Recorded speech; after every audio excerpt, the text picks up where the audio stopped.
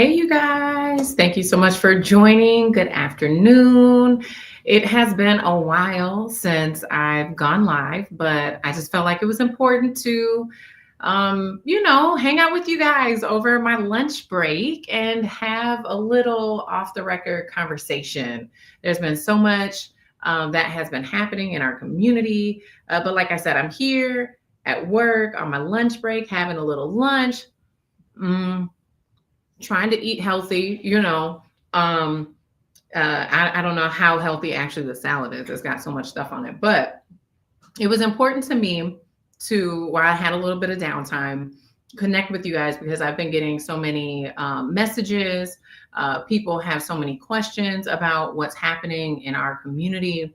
And we have been working really hard to do some research to find answers. And also, I've been having a lot of conversation with community members trying to unpack some of the nuance of what a lot of people in our city, in our state, and in our nation are feeling right now. And so, if you're not in the Twin Cities area, a little bit of context: on Tuesday, there was an incident.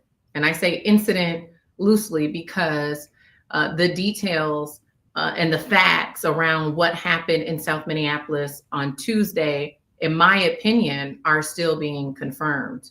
I think it is accurate to say what happened on Tuesday was a federal operation, but what type of federal operation? I think we still need some answers before we can actually classify it.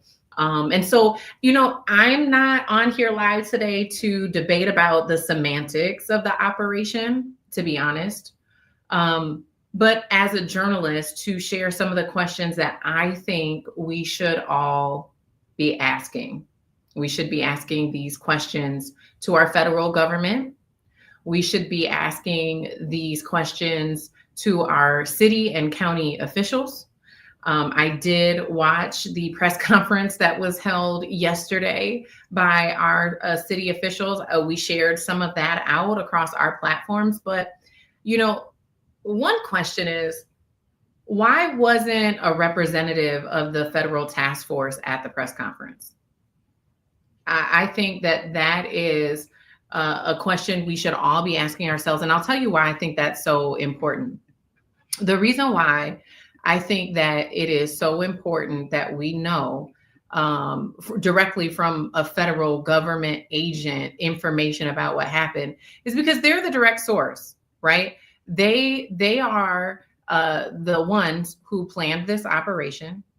They are the ones that decided to bring in different agents. They have direct insight as to why this operation went down. So when we are briefed by our chief of police, Brian O'Hara, Mayor Fry, Sheriff County DeWanna Witt, we have to understand the context that we are getting second and third hand information, that we're not getting direct information from the people who are in charge of this operation, right? So that's my first question about what happened in Minneapolis on Tuesday is, why wasn't a representative of the federal task force or the federal government at the press conference that was held in Minneapolis on Wednesday?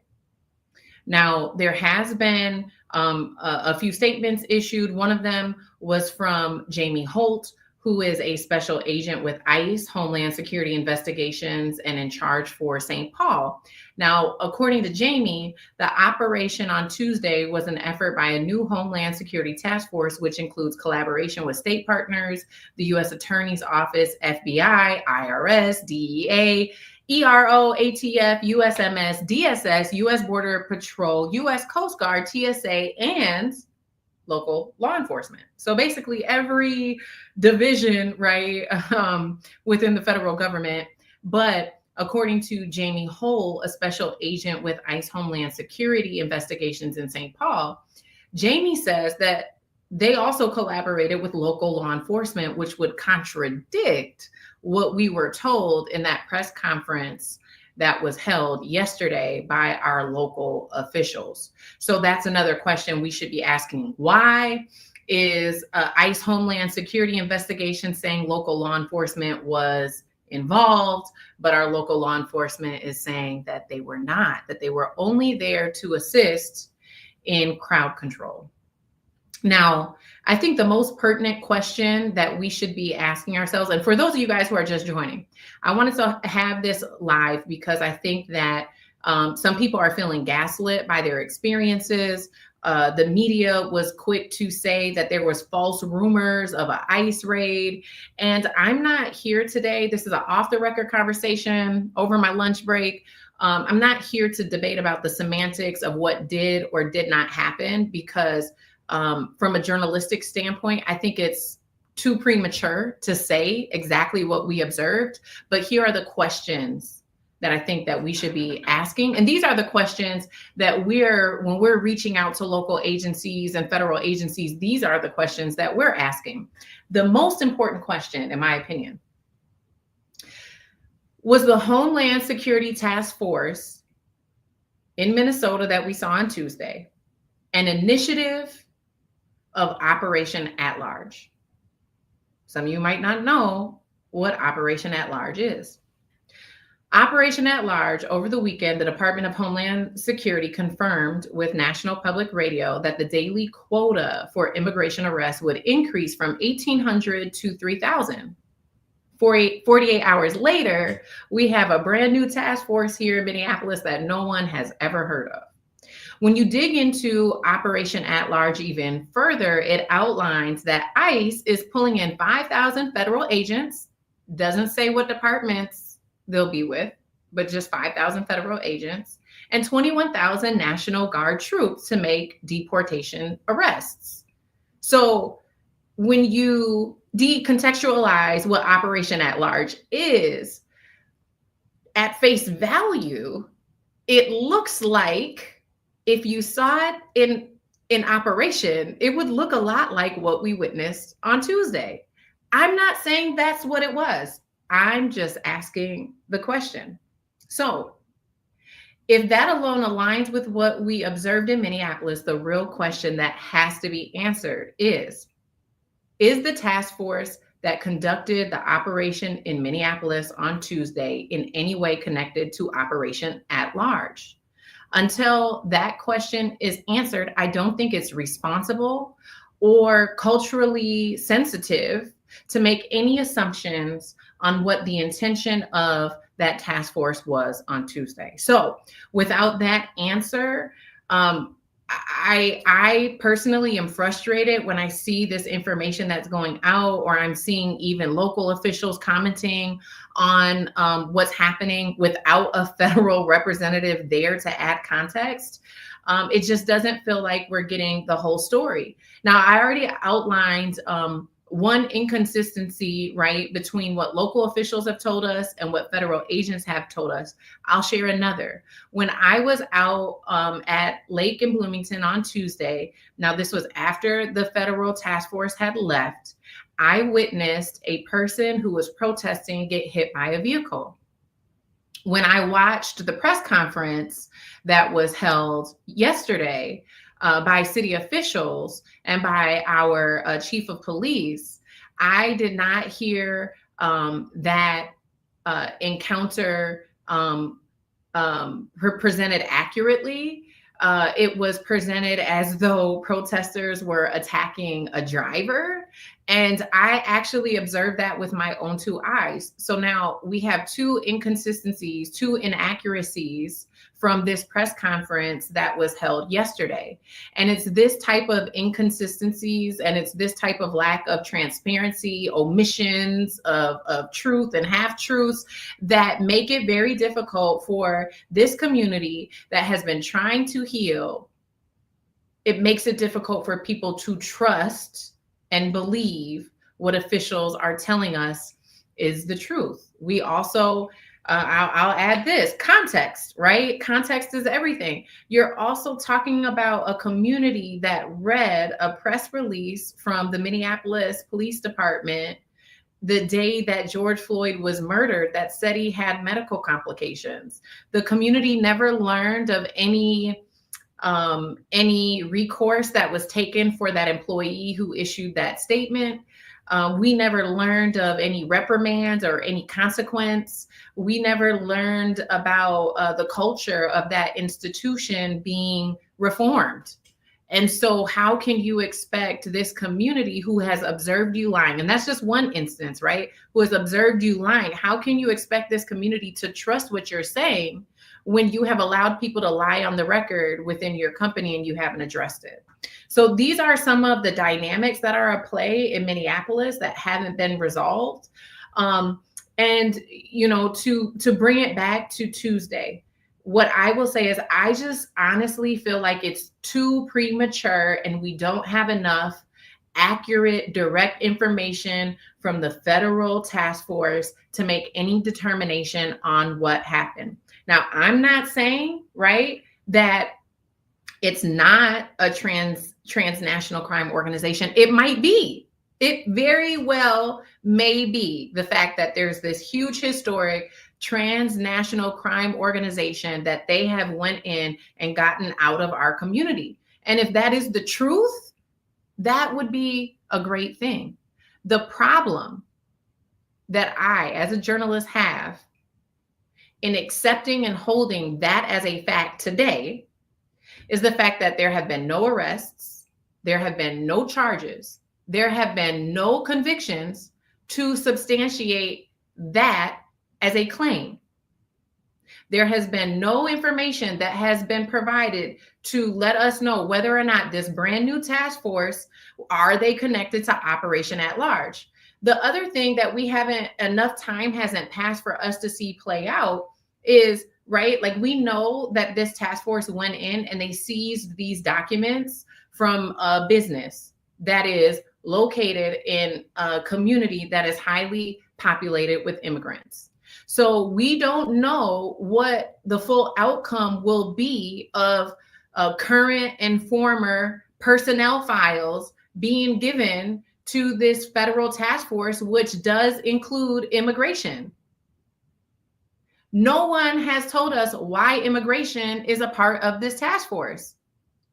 So if they have access to personnel files, and let's just say maybe in those personnel files, they find that there are people who currently or formerly worked at that business that don't have a legal status, or whose immigration papers, maybe there's been a lapse in their visa. No one has been able to say whether or not immigration is going to act on the information that they collect and actually arrest and deport people. So to me, going back again, it is too premature to classify what this operation was or what it wasn't, because no arrests have been made yet, no charges have been brought forth, and there has not been any conviction of anything. What we do know is that we are existing in this country at a time when our administration has set a precedent of deporting people without due process, of labeling and criminalizing people without due process. And so we have to be very, very careful that we do not adapt that culture here in the Twin Cities. It's okay to say, according to Chief O'Hara, it's a transnational crime organization that, you know, was operating there. It's okay to say, according to him.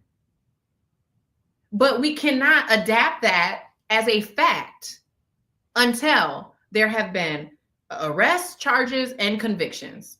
That is what we agree to in our social contract in this country, in this city, in this state. And so I'm not saying that that's not what it is. I'm just saying that there's more questions that need to be answered. There's more due process that has to happen in order for that to reveal itself as true, as fact. We don't know. I don't work for the federal government. You watching this video probably, well, hopefully the feds ain't watching. You watching, you don't work. The media who's saying that it's false rumors of this and false rumors of that, you don't work for the Fed. So how do you know? No one has been charged with anything. We need more information before we jump to conclusions.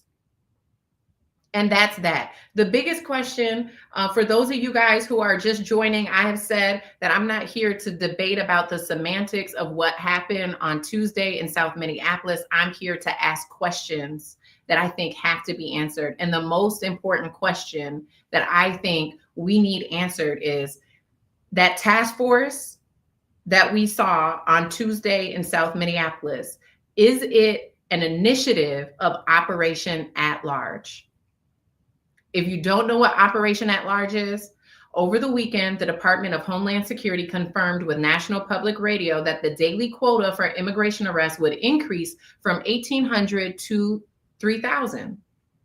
48 hours later, we have this brand new task force that nobody has ever heard of in our community. I think people's questions and concerns are extremely valid. And until that question is answered, I think that people should stay vigilant. When you dig into Operation at Large, what we've been told so far is that ICE is pulling in 5,000 federal agents. We don't know from what divisions, and 21,000 National Guard troops to make deportation arrests. That alone right there, those facts there alone do align with what we observed in Minneapolis. Now, I'm not saying that that's what it is, but I'm saying the question that has to be answered is, the task force that showed up in Minneapolis on Tuesday, is it at all connected to Operation at Large? And until that there are charges and convictions of this transnational crime organization, whenever you talk about this transnational organization, please source who you're getting your information from. Because the press conference that was held yesterday with city and county officials, the mayor, the chief of police, the sheriff, they gave us the insight that they have and they know, but they are not the direct source for this federal operation. So please be advised, the information you received yesterday was second and third hand information. Why wasn't a representative from that federal task force at that press conference yesterday? So these are the questions that we have to have answered. Again, I'm not saying it was this, it wasn't this. I'm saying it's premature. I'm saying we need more information. I'm saying how come officials aren't answering the tough questions? I'm saying if the federal government wants to come into our community, why can't they brief us afterwards and actually give us real direct context to what they're doing? And quite frankly, two things can be true at the same time. They could have went and made a bust on this transnational crime organization. And they also could have seized personnel files for current and former employees who may or may not have immigration violations, who may or may not end up deported. That could happen. That is a probable outcome that could result from what happened on Tuesday. And if that is one of the variable outcomes, then how can we rule out that this was or was not an ICE raid? It's too premature. We need more information. Why wasn't a federal representative from that task force at the press conference on Wednesday? Was the operation that happened on Tuesday connected to Operation at Large? These are the questions that we have to answer before we make any conclusions about what happened in our community on Tuesday. I hope you guys stay safe. I will say what I experienced when I went, and I went after a lot of, the federal government was there. By the time I was able to get out there, it was a lot less chaotic, but it was absolutely terrifying. We are living in a national landscape where we're hearing stories in other cities and other states where people are allegedly being snatched up. We don't know where they're being taken. where allegedly judges are giving orders saying to bring people back and they're not coming back. This is the climate that we're living in. These are the stories that we're hearing. It is extremely important that you guys ask the tough questions, that you remain vigilant, that you double check, verify your facts, but most importantly, take care of yourself and stay safe. Thank you so much for joining as we work to ask these questions to the people who hopefully can give us some answers. We absolutely will keep you guys updated. Blackpress.com, the Black Press social media. You can also follow my channels and the Power 1047 channels as well. Talk to you guys soon.